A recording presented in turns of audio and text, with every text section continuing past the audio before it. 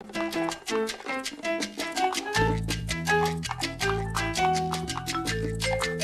there.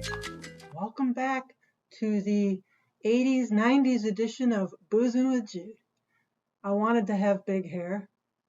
I don't have enough to have big hair because I got that haircut finally. You know, I wanted to wear the big shoulder pad stuff, but I don't have that either. Today on Boozin with Jude, as long promised, I'm going to make you the Cosmopolitan, the Cosmo. What do you think of when you think Cosmo? You think of Manolo Blahnik shoes. You think of New York. You think of Sex in the City. And as I said last week, it wouldn't be hard with me because I look like I fit in with those three gals in New York. I'm so cool. I've got my Manolo Blahniks on right now. No, I don't. I'm barefoot. Just let's be honest. Hey, I'm hanging in my house. Cosmo. So the Cosmo now, people are like, really has been. And pink drink, laughable, ha ha ha. Actually, you know what? It's still popular in some circles, and it should be, because it's just another refreshing cocktail, except for its color. The history of it, well, okay, first of all, look, a gimlet.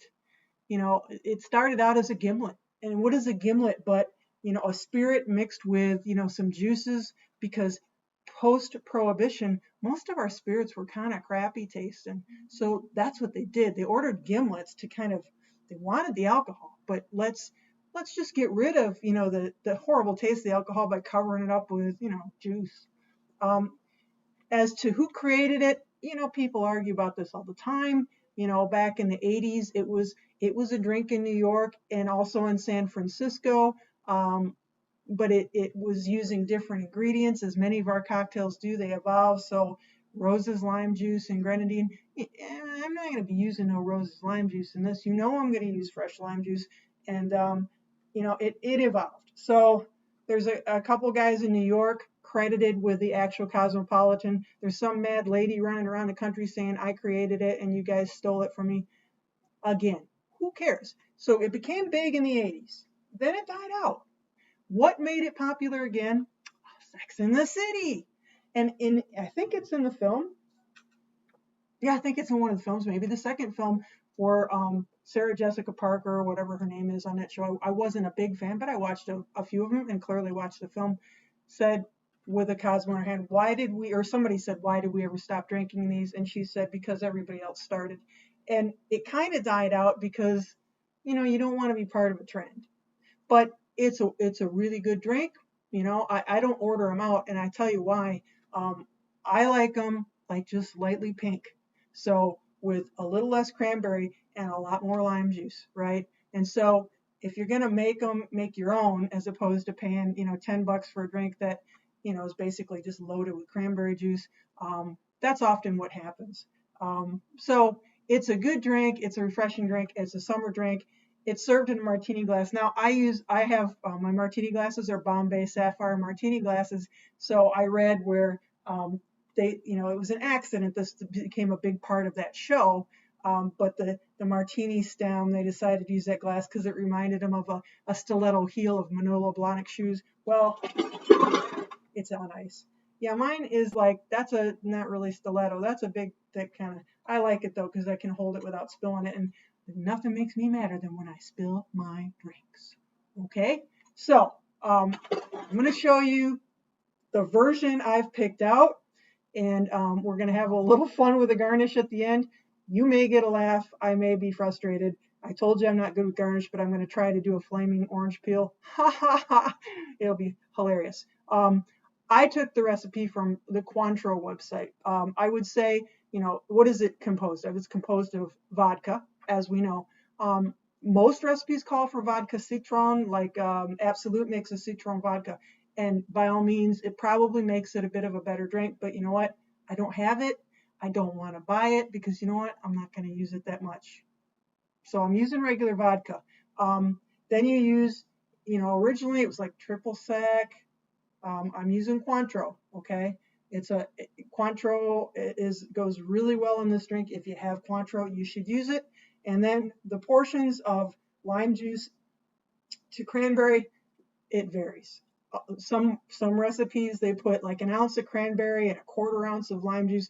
I'm doing 3/4 ounces of lime juice and 1/4 ounce of raspberry. One of the guys who's claimed with creating it, and certainly is the one who put the orange peel in as the garnish, that makes the drink, said if it's red, it's not right. It should just be pink, beautiful pale pink. And I agree with him. That's my taste. So you have to go with what you like. But cranberry is an overpoweringly tasting juice. I like drinking it. I like drinking it with some soda water in it. I like drinking it with a little orange squeezed in it. I like cran apple. I like cran grape. I like cran anything. But if I'm going to make it in a drink, I don't want it to be the drink. So you got to decide that. It's made in a shaker and then poured up. Some people like to crush ice really fine like snow and put it in there. Or, one guy in New York said they put an orchid in a big ice cube and then put it in there. Yeah, I'd love to do that. But, guess what? Mishawaka is not exactly orchid land. If I sat here every night with a drink with an ice cube and an orchid in it by myself, you might think I was a little cray-cray. What does that mean, Jude? Cray-cray? Cray-cray. One of my nieces, actually 2 of my nieces, actually I think their whole family now, that's their way of saying crazy. I think the first time I heard it, they were talking about Maxie, which doesn't make me happy. I think one of them said, Maxie's a little cray-cray. And I'm like, hey, don't call my dog cray-cray. She is, though. Maxie's off again at Cassidy's house because I have a long, busy day, and I had to stay in a chair. And can you see that with Maxie and like her long black hair? So my Adirondack, Michigan chair, it would be covered in Maxie hair. So I sent her away just so I could do that and get it, all prepared for the weather. Okay, who cares about my chair? And I care about Maxie, but you might not. You're just wanting to know. Get to the drink, Jude. Make it, and let's see you screw up that flaming orange peel. Okay, as I said, this. You know what? Some people actually say rim it with sugar. I don't like the sweet drink with a Cosmopolitan. I wouldn't do it, but you know what? Again, live your life drinking the cocktails you like. Don't let anybody be sort of a diva on this. Speaking of diva, I saw an older interview with what's her name, the older one, Samantha. Can't remember her name because I first saw her on Star Trek. Now, I'm a big Star Trek fan, and she played the bad Vulcan woman in Star Trek. But she said when she turned down, the third film, she said, I just said no. I'm done with that part of my life. And they called me a diva. And then she said, we were never really friends. It destroyed everybody. Everybody thought, here's the best friends ever. The show is about the best friends ever. And they don't really even like each other. Bummer. Okay, let's put some ice in my shaker and get moving here. Okay, so we're going to start with the important thing. Again, if you have citron vodka, which is basically vodka with citrus in it, a flavored vodka, feel free to use it. They say it's best that way. I believe them. I think it would be. Just don't want to buy it. You folks are costing me a lot of money. All 10 or 12 of you. I'm going out and buying all this stuff to make these interesting drinks, and you know what? I'm going to be broke. There's no food in the refrigerator. Well, obviously, Jude, we know there's food in your refrigerator, or you'd be like wasting away, and you're clearly not. Okay, that was really a rude thing of you to say. I'm talking to myself. I'm hearing voices. Okay, 3/4 of an ounce of Cointreau. Cointreau, which we know is a really nice upmarket orange liqueur. The original drink was triple sec. If you check out Ina Garden, on the Food Network, she's like triple sec. I'm like, yeah, I thought you were all about good ingredients. Triple sec's fine, but this is nicer. If you want a good drink, go for it. And then we're going to use, as I told you, I've already squeezed it because I'm just not going to embarrass myself with squeezing citrus in front of you folks anymore. But it is very fresh. Lime juice. Just squeezed it before I hit record. And then I've poured this out too. I'm doing 1/4 of an ounce of cranberry juice. One of the guys credited with creating it, he says a splash of cranberry juice. So I'm going 1/4 of an ounce.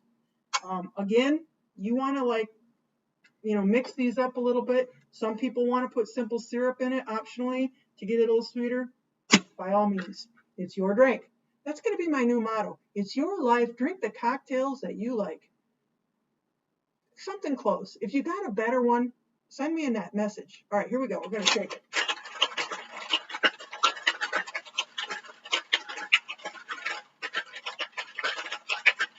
Okay, so, okay, obstacle one. Got the cover off my Boston shaker. I'm getting better with that. We're going to take our chilled martini glass, which I got in my Bombay Sapphire gift box years ago. I have 2 of them. So there's always one cold. Okay. Now, that's a lovely pink color. It's not red. We're going to take this. You want to do a flaming, I'm going to show you how to do a flaming citrus peel. It may not work, but this is how you're supposed to do it. And you should probably, if you use a match, which is what every good bartender would do, let it burn for a second to get that sulfur ick out of it, because you don't want that taste in your drink. Just kind of closely, don't like singe the peel. So just kind of warm the peel without burning your fingers. And then you're going to squeeze, it didn't work too well. Then you're going to squeeze the peel. That was embarrassing. Voila. Did you see that? And then you drop it in. You probably should turn it over and not have that side there. Since I'm going to drink it, I'm going to use my hands and do that there. Ladies and gentlemen, I did a flaming orange peel garnish. Did you see that flame up? So that when you express it, you squeeze it, the citrus from the oils from that just hit the flame and it goes poof, and it goes back onto the peel. It gives it a little, I don't know, flavor. Not much, but a little. So I'm going to say, who do I dedicate this to? The New Yorkers who think they're cool, because this is where the drink really became popular first. Everybody in New York was drinking it, and then in San Francisco and all different sorts of things. Then it died out, then back to Sex and the City. So back to those girls, I'm sad to hear you're not friends. To Manolo Blahnik, whose shoes I'll never own. And to all people who don't worry and aren't concerned about drinking a pink drink out there. Men, you can drink this too. Salute.